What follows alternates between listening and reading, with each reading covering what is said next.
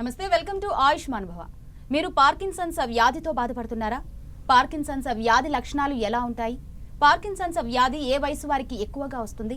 Parkinson's వ్యాధికి ఆధునిక చికిత్సా విధానాల గురించి మాట్లాడేందుకు మనతో పాటు 10 టీవీ స్టూడియోలో ఉన్నారు యశోద ఆసుపత్రి senior neurologist doctor Bharat Kumar. వారిని అడిగి సలహాలు సూచనలు తెలుసుకుందాం. నమస్తే డాక్టర్. నమస్తే అండి. ముందుగా ఈ పార్కిన్సన్స్ అంటే ఏంటి? పార్కిన్సన్ అనేది ఇది ఒక సైంటిస్ట్ నేమ్ అండి. ఈ వ్యాధి గురించి ఫస్ట్ టైం అతను 1817 ఇయర్లో డిస్క్రైబ్ చేశాడు అన్నట్టు. అంత ముందు వరకు ఈ వ్యాధి గురించి ఎవరికి తెలియదు. ఇది వెస్టర్న్ పాపులేషన్లో ఫస్ట్ టైం డిస్క్రైబ్ చేశారు. అందువల్లనే ఈ వ్యాధికి పార్కిన్సన్ అనే పేరు వచ్చింది. ఈ పార్కిన్సన్స్ వ్యాధి అంటే ఏంటి? అది ఏ విధంగా ఉంటుంది? ఈ పార్కిన్సన్ అనే వ్యాధి ఎందువల్ల వస్తుందంటే బ్రెయిన్లో, మన చిన్న మెదడులో సబ్స్టాన్షియా నైగ్రా అనే ఒక ఏరియా ఉంటుంది. ఆ ఏరియాలో డోపమిన్ అనే కెమికల్ సింథసిస్ అవుతూ ఉంటుంది అన్నట్టు. ఈ డోపమిన్ అనేది ఏంటి అంటే బ్రెయిన్లో ఒక న్యూరో ట్రాన్స్మిటర్ అనే ఒక కెమికల్ అన్నట్టు. ఈ డోపమిన్ అనే కెమికల్ యూజువల్గా మన బాడీ యొక్క మూమెంట్స్ని కంట్రోల్ చేస్తుంది అన్నట్టు. బ్రెయిన్లో ఏదైనా కూడా వచ్చే సిగ్నల్స్ పైననే మన బాడీలో మూమెంట్స్ అనేవి డిపెండ్ అయి ఉంటాయి అన్నట్టు. ఇది యూజువల్గా షుగర్ ఉండే వాళ్ళకి ఇన్సులిన్ అనే హార్మోన్ తగ్గడం ఎట్లా ఉంటుందో, ఈ పార్కిన్స్ అనే వ్యాధి వాళ్ళకి కూడా డోపమిన్ అనే కెమికల్ తగ్గిపోవడం వల్ల ఇలా జరుగుతుంది. యూజువల్గా సబ్స్టాన్షియా నైగ్రా నుంచి 100% నార్మల్గా పనిచేస్తూ ఉంటే మనిషి నార్మల్గానే ఉండగలుగుతాడు. ఈ సబ్స్టాన్షియా నైగ్రాలో డోపమిన్ ప్రొడ్యూస్ చేసే కణాలు ఒక 25% వరకు పడిపోతే, ఆల్మోస్ట్ ఒక 75% ఈ సబ్స్టాన్షియా నైగ్రాలో డోపమిన్ సెల్ లాస్ ఉండడం వల్ల ఈ వ్యాధి లక్షణాలు వచ్చే అవకాశం కామన్గా ఉంటుందన్నట్టు. ఓకే, ఈ పార్కిన్సన్స్ వ్యాధి లక్షణాలు ముఖ్యంగా ఏ పార్ట్ని ఎఫెక్ట్ చేస్తాయి డాక్టర్? ఈ మెదడులో సిగ్నల్స్ అన్నీ కూడా బాడీలో ఏ రకంగా ట్రాన్స్మిట్ అవుతూ ఉంటాయో, ఈ డోపమిన్ అనే కెమికల్ తగ్గడం వల్ల మన యూజువల్గా బాడీలో ఒక సైడ్ ఇనిషియల్గా ఇన్వాల్వ్ అవుతుందంటూ. అది హ్యాండ్స్లో అయినా స్టార్ట్ అవ్వచ్చు, ఆర్ లెగ్స్లో అయినా స్టార్ట్ అవ్వచ్చు. దీని లక్షణాలు కూడా ఆల్మోస్ట్ మన బాడీలో top to bottom everything involve అయ్యే అవకాశం ఉంటుంది. ఈ లక్షణాలు ఎలా ఉంటాయంటే దీనిలో మేజర్గా 4 ఫీచర్స్ ఉంటాయి అన్నట్టు. ఒకటి ఏంటి అంటే ట్రెమర్ అంటే షేకింగ్, అండ్ రిజిడిటీ అంటే టైట్నెస్, అండ్ స్లోనెస్ అంటే అన్ని యాక్టివిటీస్లో స్లో అవ్వడము, అండ్ అట్లాగే పోస్చరల్ ఇన్స్టెబిలిటీ అంటే నడకలో ఇబ్బంది ఉండడం జరుగుతుంది. దీంట్లో ఈ ట్రెమర్ అంటే ఎట్లా స్టార్ట్ అవుతుందంటే యూజువల్గా ఏదైనా మనిషి కామన్గా కూర్చొని ఉన్నప్పుడు, ఏది వస్తువు పట్టుకున్నప్పుడు, యూజువల్గా ఎల్డర్లీ పర్సన్స్ అంటే పెద్దవాళ్ళు ఖాళీగా కూర్చొని ఏదైనా టీవీ చూస్తున్నప్పుడు కానీ, లేకపోతే మాట్లాడేటప్పుడు కానీ యూజువల్గా ఏదైనా ఒక చెయ్యి ఇట్లా షేక్ అవ్వడం స్టార్ట్ అవుతుంది. దాన్ని రెస్ట్ ట్రెమర్ అంటారు. అండ్ అట్లాగే వ్యాధి పెరిగే కొద్దీ రెస్ట్తో పాటు ఏదైనా వస్తువు పట్టుకున్నప్పుడు కూడా షేకింగ్ స్టార్ట్ అవుతుంది అన్నట్టు. ఇది యూజువల్గా ఒకటే సైడ్ స్టార్ట్ అవుతుంది. అండ్ వ్యాధి పెరిగే కొద్దీ బయోలేటరల్గా, ఫస్ట్ యూనిలేటరల్గా అంటే 1 సైడ్ స్టార్ట్ అవుతుంది, తర్వాత మెల్లిమెల్లిగా ఆపోజిట్ సైడ్ కూడా ఇన్వాల్వ్ అయ్యే అవకాశం ఉంటుంది. అండ్ అట్లాగే ట్రెమర్తో పాటు బ్రాడికైనేసియా అంటారు. బ్రాడికైనేసియా అంటే స్లోనెస్ అన్నట్టు. ఏ పనుల్లో స్లోనెస్ అంటే యూజువల్గా వాళ్ళు రోజువారీ చేసే పనులు, ఏదైనా వస్తువు పట్టుకోవాలన్నా, వాళ్ళంతకు వారు స్నానం చేయాలన్నా యూజువల్గా, అండ్ రైటింగ్, వాటిలో కూడా స్లోనెస్ ఉంటుంది. And most of the times వీళ్ళకి అంటే ఏదైనా జాబ్ చేసే వాళ్ళు ఉన్నారనుకోండి, జాబ్ చేసే వాళ్ళు రైటింగ్లో కూడా చాలా స్లోనెస్ అవ్వడము, మైక్రోగ్రాఫియా అని కూడా అంటారు అన్నట్టు. అంటే రైటింగ్ కూడా మెల్లిమెల్లిగా స్లో అయ్యే అవకాశం ఉంటుంది. అండ్ యూజువల్గా బ్యాంకర్స్ యూజువల్గా ఫేస్ చేసే ప్రాబ్లం ఏంటి అంటే చెక్స్ యూజువల్గా వీళ్ళకి సైన్స్ కూడా మ్యాచ్ అవ్వకుండా ఉంటాయి అన్నట్టు. ఇది డే టు డే ప్రోగ్రెస్ అయ్యే కొద్దీ. అండ్ ట్రెమర్ స్లోనెస్తో పాటు పోస్చరల్ ఇన్స్టెబిలిటీ అని ఉంటుంది. పోస్చరల్ ఇన్స్టెబిలిటీ నడకలో స్లోనెస్ అవ్వడం. యూజువల్గా ఇనీషియల్గా first 2 to 3 years of the ఇల్నెస్లో వాళ్ళు బాగానే నడవగలుగుతారు అన్నట్టు. యాజ్ డిసీజ్ ప్రోగ్రెస్ అయ్యే కొద్దీ వాకింగ్ డిపెండెన్సీ కూడా అవుతుంది అన్నట్టు. అంటే యూనిలేటరల్గా 1 సైడ్ ఇన్వాల్వ్మెంట్ అయినప్పుడు బాగానే నడవగలుగుతారు. వన్స్ ఈ వ్యాధి బయోలేటరల్గా అంటే ఆపోజిట్ సైడ్ కూడా ఇన్వాల్వ్ అయినప్పుడు నడక మాటికి స్లో అవ్వడం ఇలాంటిది కూడా జరుగుతుంది. దాంతోపాటు రిజిడిటీ అనేది ఇంకోసం ఉంటాం అన్నట్టు. రిజిడిటీ అంటే టైట్నెస్. ఒళ్ళంతా స్టిఫ్గా ఉన్నట్టు అనిపిస్తుంది అన్నట్టు. యూజువల్గా ఎట్లా అంటే ఇప్పుడు ఒక రోజు హెవీ ఎక్సర్సైజ్ తర్వాత నెక్స్ట్ డే బాడీ ఎట్లా స్టిఫ్ అవుతుందో వీళ్ళకి రోజంతా యూజువల్గా స్టిఫ్నెస్ అనేది ఉంటుంది అన్నట్టు. ఓకే, ఈ స్లో అన్నారు, అలాగే బాడీ స్టిఫ్నెస్ అన్నారు. దీంట్లో వీళ్ళకి ఏమైనా పెయిన్ అనేది వీళ్ళు ఫీల్ అవుతారా? Exactly, that is a good question. Pain కూడా వీళ్ళకి చాలా సివియర్గా పెయిన్ ఫీల్ అవుతుంటారు. చాలామందికి షోల్డర్ పెయిన్ అనేది కామన్గా స్టార్ట్ అయ్యే అవకాశం ఉంటుంది. సో షోల్డర్ పెయిన్ గురించి యూజువల్గా వీళ్ళు ఏమనుకుంటుంటే ఏజ్తో పాటు వచ్చే పెయిన్ అని అనుకుంటుంటారు. బట్ షోల్డర్ మూమెంట్ స్టిఫ్ అవ్వడం వల్ల కూడా పెయిన్ వచ్చే అవకాశం ఉంటుంది. ఈ వ్యాధిలో ఒక్కొక్క అసోసియేటెడ్ ఫీచర్ పెరియార్థరైటిస్ అంటారు అన్నట్టు. యూజువల్గా ఇది డయాబెటిక్స్లో ఉంటుంది, బట్ ఈ వ్యాధిలో కూడా ఈ మూమెంట్ స్టిఫ్ అవ్వడం వల్ల పెరియార్థరైటిస్ అనే వ్యాధి కూడా అవకాశం ఉంటుంది. ఓకే, ఈ ఆల్జీమర్స్, పార్కిన్సన్స్ ఒకటేనా, వాటికి ఏమైనా డిఫరెన్స్ ఉందా? Alzheimer's and Parkinson's, Alzheimer's disease ఏమో యూజువల్గా ఆల్జీమర్స్ అండ్ పార్కిన్సన్స్ ఈ రెండు ఓల్డ్ ఏజ్లో వచ్చే వ్యాధులే అన్నట్టు. ఆల్జీమర్స్లోనేమో బ్రెయిన్లో కణాలు పై లేయర్స్లో కణాలు చనిపోవడం వల్ల ఉంటుంది. ఆల్జీమర్స్లో మతిమరుపు అనేది కామన్గా ఉంటుంది. వెరాజ్ పార్కిన్సన్లో మతిమరుపు అనేది అంత కామన్గా రాదు. డిసీజ్ పెరిగిన తర్వాత మతిమరుపు వచ్చే అవకాశం ఉంటుంది, బట్ అంత ఎర్లీగా రాదు. అండ్ ఆల్జీమర్స్లో షేకింగ్, స్టిఫ్నెస్, టైట్నెస్ ఇట్లాంటి లక్షణాలు ఉండవు. ఓకే, ఏ ఏజ్ గ్రూప్ వాళ్ళలో ఈ పార్కిన్సన్స్ అనేది మనం గమనించవచ్చు? యూజువల్గా పార్కిన్సన్స్ 6th డికేడ్ అంటే ఆల్మోస్ట్ 50 to 60 years దాటిన వాళ్ళలో యూజువల్గా గమనిస్తూ ఉంటాము. అది రెగ్యులర్గా వచ్చే పార్కిన్సన్ డిసీజ్. అది కాకుండా యంగ్ ఆన్సెట్ పార్కిన్సన్ డిసీజ్ అని ఇంకొక వెరైటీ ఉంటుంది. Young onset Parkinson disease less than 45 years ఏజ్లో వచ్చే అవకాశం ఉంటుంది. సో less than 45 yearsలో వాళ్ళు యంగ్ ఆన్సెట్ పార్కిన్సన్ డిసీజ్ అంటారు. వాటికి యూజువల్గా కొంతమందిలో జన్యుపరమైన కారణాలు కూడా ఉండవచ్చు అన్నట్టు. సో ఒకవేళ శాతం తీసుకుంటే మనము ఇడియోపాథిక్ పార్కిన్సన్ డిసీజ్ అంటే ఎల్డర్లీ వచ్చే పార్కిన్సన్ డిసీజ్లో జన్యుపరమైన కారణాలు చాలా తక్కువ, అంటే less than 5%. వెరాజ్ యంగ్ పేషెంట్లో వచ్చే పార్కిన్సన్ డిసీజ్లో జన్యుపరమైన కారణాలు చాలా ఎక్కువ ఉంటాయి. ఆల్మోస్ట్ 20 to 25% ఆఫ్ ద పీపుల్లో ఈ జన్యుపరమైన కారణాలు వచ్చే అవకాశం ఉంటుందని. ఓకే, మనలో మనం గుర్తించడానికి ఏమన్నా, అంటే నార్మల్లీ వాళ్ళకు వాళ్ళు గుర్తించడానికి ఏమైనా ఉంటుందంటారా? వాళ్ళకి వాళ్ళు గుర్తుంచుకోవడం అంటే మనము మెయిన్గా చెప్పిన కార్డినల్ ఫీచర్స్ అంటే 4 కోర్ ఫీచర్స్ ఏమన్నాయని అవే అన్నట్టు. సో యూజువల్గా షేకింగ్ ఉండడం ఒకటి, అండ్ రోజువారీ పనులు చేసుకోలేకపోవడం, ఇంత ముందులాగా ఫాస్ట్గా చేసుకోవడం. విమెన్లో మనం చూసుకునే కంప్లైంట్స్ ఏముంటాయంటే వాళ్ళు రెగ్యులర్గా కుకింగ్లో చేసుకున్నప్పుడు బాగా స్లో అవ్వడం ఒకటి, అండ్ నడక అంటే మార్నింగ్ బెడ్ నుంచి లేవగానే టైట్గా ఫాస్ట్గా లేచి నడవలేకపోవడము అండ్ స్లో అవ్వడము. ఈ లక్షణాలు ఎల్డర్లీ అంటే ఆల్మోస్ట్ 50-60 years దాటిన వాళ్ళు ఉండి దట్టు ఒకటే సైడ్ స్టార్ట్ అవుతుంది అనుకుంటే అప్పుడు మనం పార్కిన్సన్ వ్యాధి అనేది మనము గమనించాల్సిన విషయం. ఓకే డాక్టర్, అదేవిధంగా పార్కిన్సన్స్లో రిస్క్ ఫ్యాక్టర్స్ ఏ విధంగా ఉంటాయి? రిస్క్ ఫ్యాక్టర్స్ అంటే ఇందాక మనం మాట్లాడినట్టు జెనెటిక్ రిస్క్ ఫ్యాక్టర్స్ ఒక పాసిబిలిటీ ఉంటుంది. అది ఫ్యామిలీలో ఎవరికైనా ఫాదర్కి కానీ మదర్కి కానీ ఈ జన్యుపరమైన ఇట్లాంటి షేకింగ్ అట్లాంటిది వచ్చే అవకాశం ఉంటుంది. అది కాకుండా ఈ మోడర్న్ లైఫ్ స్టైల్లో ఇంక్రీజ్డ్ స్ట్రెస్ వల్ల బేసికలీ మన డోపమైన్ ప్రొడ్యూసింగ్ న్యూరాన్స్ అనేవి చనిపోవడం వల్ల ఇట్లాంటి జరుగుతుందంట. సో యూజువల్గా as such genetics and stress వల్ల కాకుండా మిగతా కారణాల వల్ల అనేది ఇప్పటివరకు రిస్క్ ఫ్యాక్టర్స్ అనేవి ఇప్పటివరకు చెప్పలేకపోతుంది. అందుకనే దాన్ని ఇడియోపాథిక్ పార్కిన్సన్ డిసీజ్ అంటారు. ఇడియోపాథిక్ అంటే కారణం లేకపోవడం అని. ఓకే, అలాగే మోటార్, నాన్ మోటార్ సిమ్టమ్స్ ఏంటి? Motor symptoms, non motor symptoms అంటే మోటార్ సిమ్టమ్స్ అంటే అంటే మన రెగ్యులర్ కదలికలు. ఆ మోటార్ సిమ్టమ్స్ ఇందాక మనం మాట్లాడినట్టయితే ఈ day to day activities slow అవ్వడం అని మోటార్ సిమ్టమ్స్ అంటే ప్రిడామినెంట్గా యూజువల్గా అంటే మాట, స్పీచ్ కూడా వీళ్ళకి ఏమవుతుందంటే మెల్లిగా వాయిస్లో క్లారిటీ తగ్గిపోతుంది అండ్ లౌడ్నెస్ కూడా తగ్గిపోతుంది. సో మాట తత్తరపోయినట్టు మాట్లాడడం ఇట్లా ఉంటుంది. అండ్ ఈ చేతిలో ఇప్పుడు వాళ్ళు బటన్స్ పెట్టుకోవాలన్నా, రైటింగ్ చేయాలన్నా ఇట్లాంటివన్నీ మోటార్ సిమ్టమ్స్ అన్నట్టు. నడకలో వీల్ చైర్ డిపెండెంట్ అవ్వడము ఇవన్నీ మోటార్ సిమ్టమ్స్ అన్నట్టు. నాన్ మోటార్ సిమ్టమ్స్ అంటే వీళ్ళకి యూజువల్గా smell sensation and urinary symptoms ఉంటాయి. అంటే యూరిన్ అర్జెంట్గా రావడము, మాటికి రావడము, అండ్ వచ్చినా కూడా కంట్రోల్ చేసుకోలేకపోవడము, అండ్ కాన్స్టిపేషన్, మలబద్ధకం ఉండడము. యూజువల్గా ఈ పార్కిన్సన్ డిసీజ్లో నాన్ మోటార్ సిమ్టమ్స్ అనేవి వ్యాధి రాకంటే ముందే అట్లీస్ట్ ఒక 10 సంవత్సరాల ముందైనా కూడా ఇవి స్టార్ట్ అయ్యే అవకాశం ఉంటుంది. సో యూజువల్గా పార్కిన్సన్ డిసీజ్లో దీంతోపాటు నిద్రలో కూడా కొన్ని వాళ్ళకి సిమ్టమ్స్ ఉంటాయి. అంటే నిద్రలో కూడా కొంతమంది మాటికి అరవడము ఇట్లాంటిది, దాన్ని రెమ్ బిహేవియరల్ డిజార్డర్ అంటారు. సో నిద్రలో కూడా మాట్లాడే అవకాశం కూడా ఉంటుంది. ఇవన్నీ నాన్ మోటార్ సిమ్టమ్స్. దాంతోపాటు మాటికి చిరాకు ఉండడము, అండ్ అట్లాగే గుండెదడలా ఉండడము, వాళ్ళంతా చెమటలు పట్టేయడము, ఇవన్నీ కూడా నాన్ మోటార్ సిమ్టమ్స్ అంటారు అన్నట్టు. ఇవన్నీ కూడా పార్కిన్సన్స్లో ఈ మోటార్ సిమ్టమ్స్తో పాటు నాన్ మోటార్ సిమ్టమ్స్ కూడా మనం ట్రీట్ చేయాల్సిన అవసరం ఉంటుంది. అలాగే మీరు ఇప్పుడు చెప్పిన మోటార్, నాన్ మోటార్ సిమ్టమ్స్ ఒకరిలోనే గమనించవచ్చా? అలా ఉండే ఛాన్సెస్ ఉన్నాయా? ఒకరిలోనే ఈ motor symptoms and non motor symptoms ఉంటాయి. ఇందాక చెప్పినట్టు నాన్ మోటార్ సిమ్టమ్స్ అనేవి కొన్నిసార్లు వ్యాధి కంటే ఒక 10 years ముందే కూడా స్టార్ట్ అవుతుంది అన్నట్టు. సో అండ్ డిసీజ్ ప్రోగ్రెస్ అయ్యే కొద్దీ ఈ మోటార్ సిమ్టమ్స్తో పాటు నాన్ మోటార్ సిమ్టమ్స్ కూడా పెరుగుతాయి అన్నట్టు. ఇందాక మనం డిమెన్షియా అని కూడా ఒకటి మాట్లాడినాము.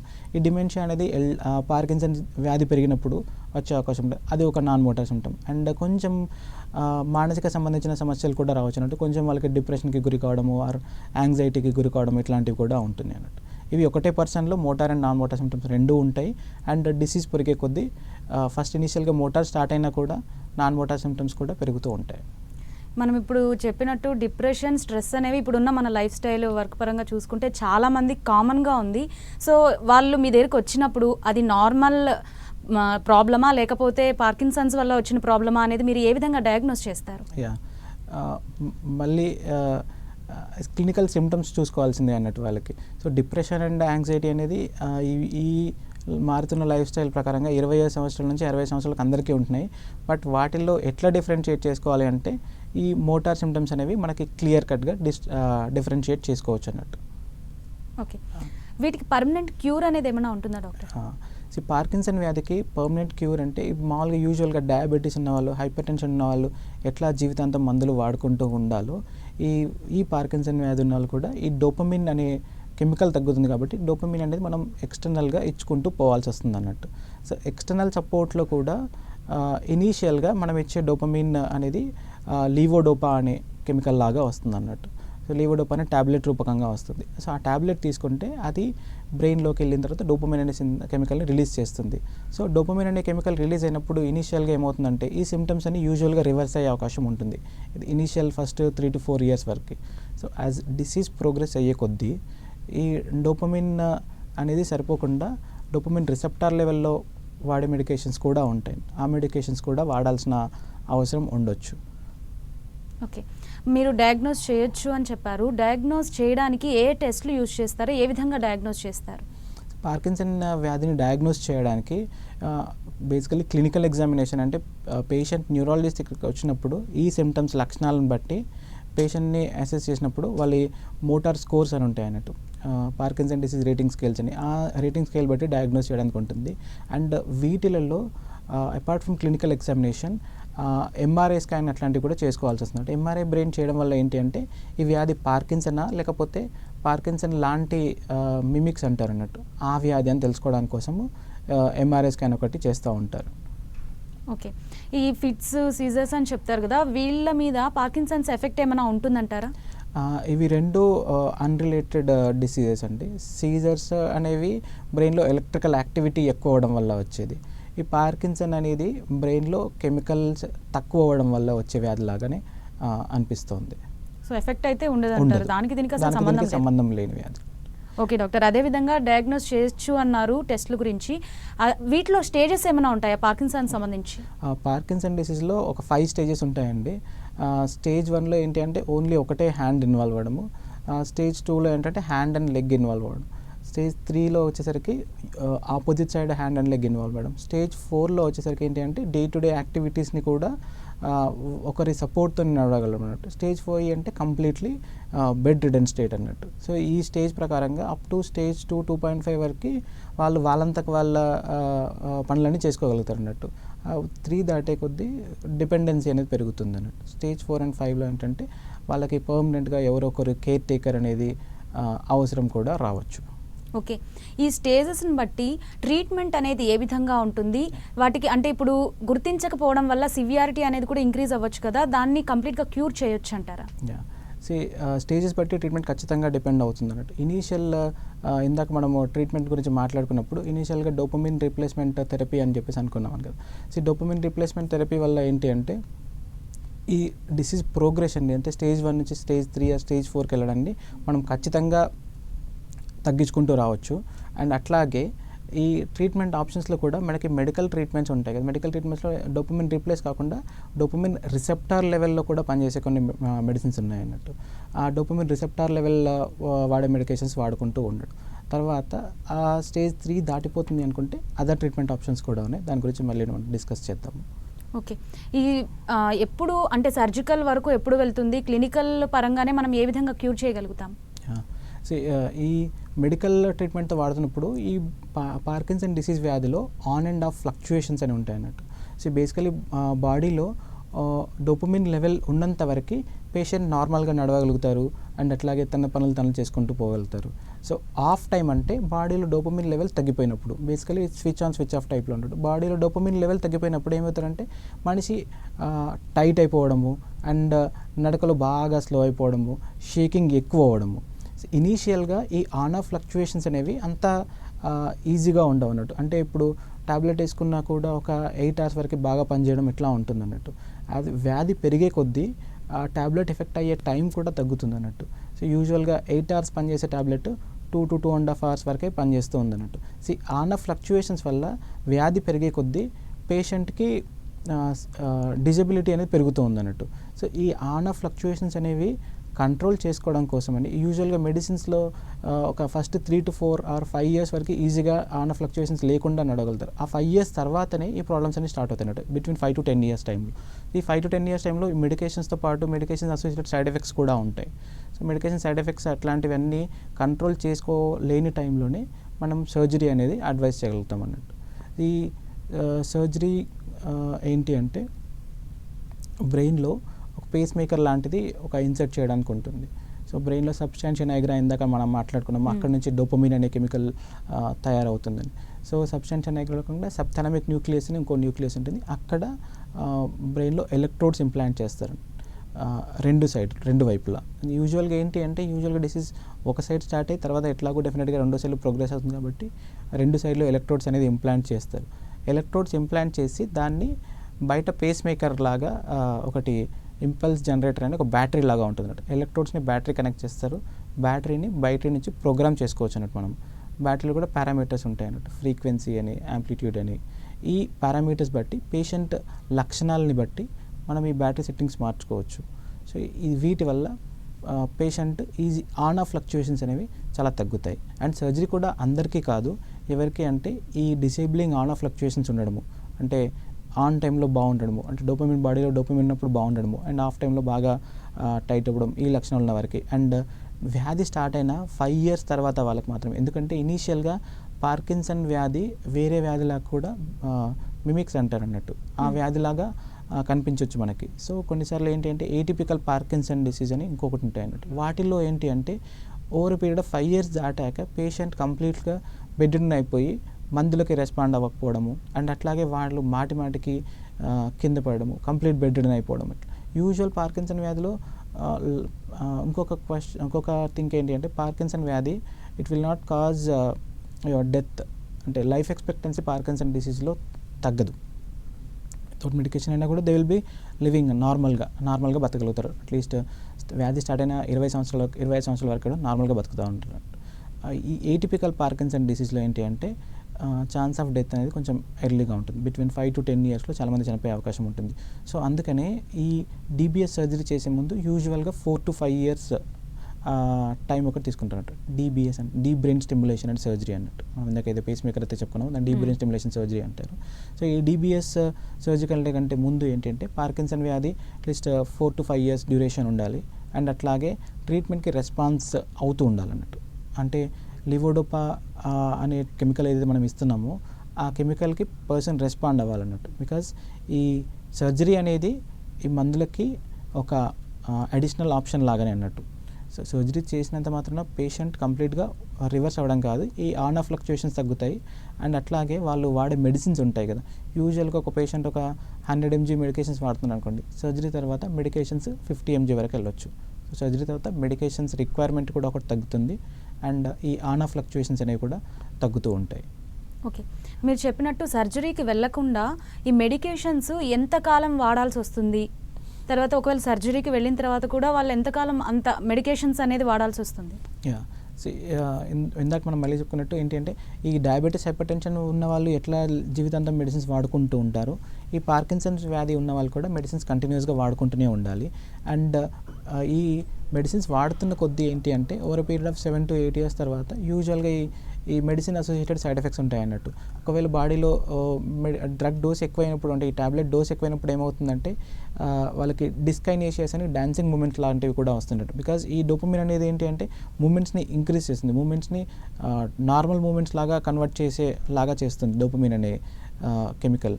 సో అది బాడీలో డోపమిన్ ఎక్కువైనప్పుడు ఏమవుతుందంటే నార్మల్ కంటే ఎగ్జాగరేటెడ్ మూమెంట్స్, ఎక్కువ మూమెంట్స్ వస్తుంటాయి అన్నట్టు. సో వాళ్ళకి డిస్కైనేషియస్ అంటారు దాన్ని, కోరియా డిస్కైనేషియస్ అంటారు. అంటే ఇవి dancing line kind of movements వస్తూ ఉంటాయి అన్నట్టు. సో ఇట్లాంటివి వచ్చినప్పుడు మెడిసిన్స్ ఒక ఎక్స్టెంట్ వరకే పనిచేస్తుంటాయి అన్నట్టు. సో ఇట్లాంటి టైంలో this is the right time for surgery అన్నట్టు. Over period of 7 to 8 years తర్వాత అప్పుడు సర్జరీకి వెళ్తే బెటర్ రిజల్ట్స్ ఉంటాయి. అండ్ సర్జరీ తర్వాత మెడికేషన్స్ గురించి కూడా.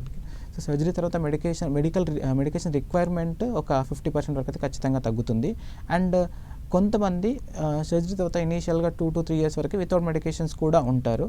బట్ అట్ ద ఎండ్ తర్వాత కూడా లిటిల్ బిట్ రిక్వైర్మెంట్ అనేది ఉంటుంది, మెడికల్ రిక్వైర్మెంట్ అనేది. ఓకే, సర్జరీకి వెళ్ళే ముందు అలాగే సర్జరీ తర్వాత ఒక పేషెంట్ ఎటువంటి కేర్ అనేది తీసుకోవాలి అంటే మీ పరంగానే, అంటే ఒక డాక్టర్ పరంగానే కాదు, వాళ్ళు పర్సనల్గా ఎటువంటి కేర్ తీసుకోవాలి?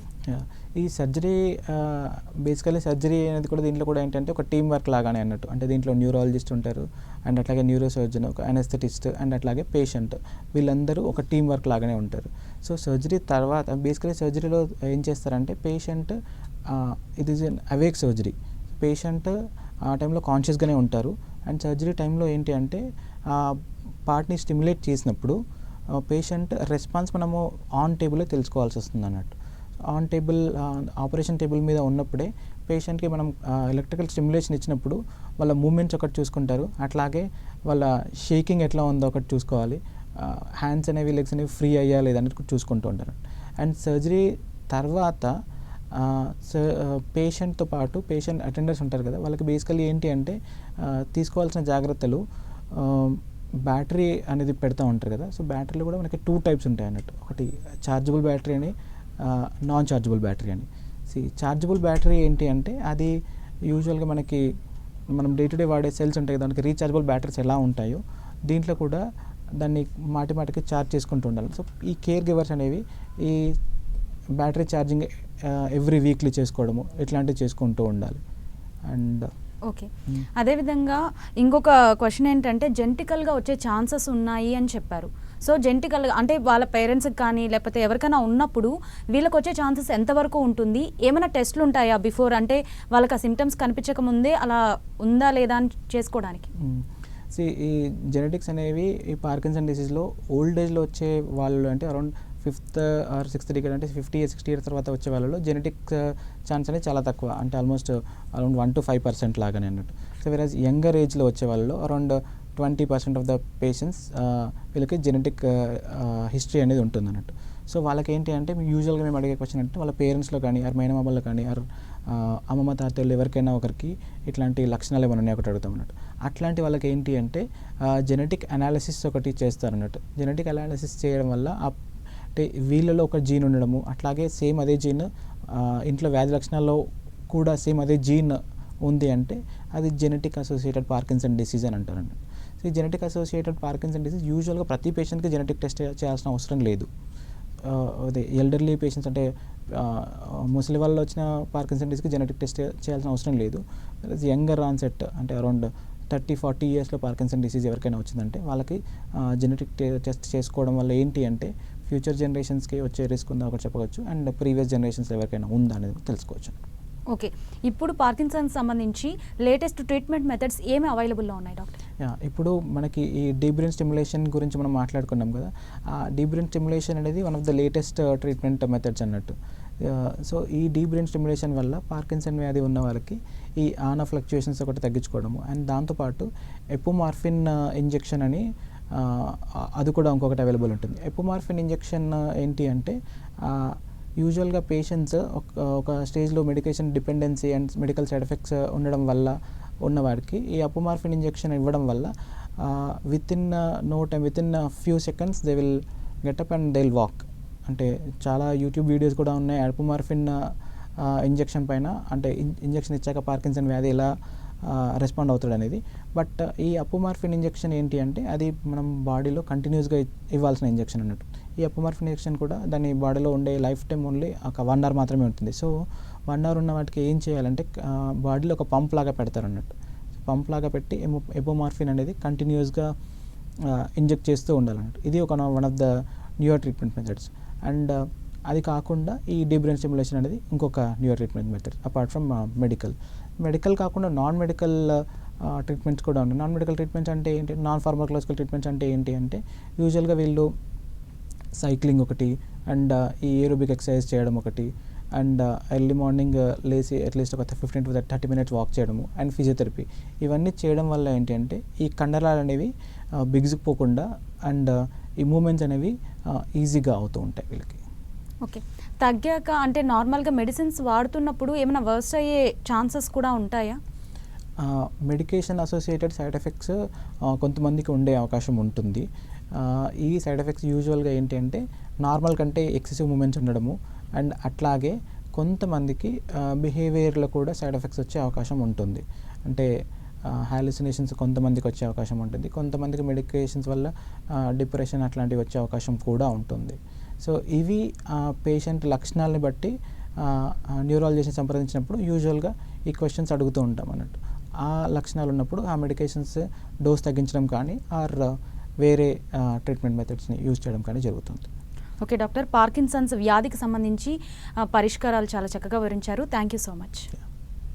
ఇది ఇవాల్టి ఆయుష్మాన్ భవ. చూస్తూనే ఉండండి 10 TV.